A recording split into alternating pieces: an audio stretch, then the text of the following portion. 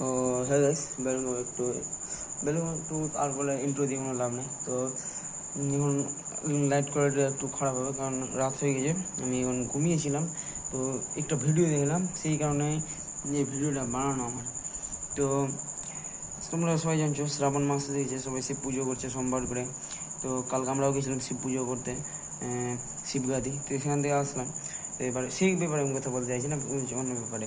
তো আজকে শ্রাবণ মাস চলছে, শিব পুজো। তো দেখবা মেয়েগুলো, অনেক মেয়েগুলো এই পড়ে সবুজ চুড়ি।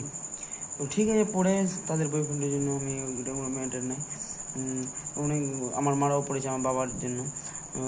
তো সেটা বেটার না, বেটার হচ্ছে মানে মেয়েরাও পড়ে তার বয়ফ্রেন্ডের জন্য, আর যারা ওয়াইফ তারা তাদের হাজব্যান্ডের জন্য পড়ে সবুজ চুড়ি। তো সেটা বড় কথা নেই। তো বের হচ্ছে কি, আমরা এখন কী জেনেছি, আমি এই যে কালকে সোমবার গেলো, পার হলো, আমরা পুজো করে আসলাম, শিব পুজো।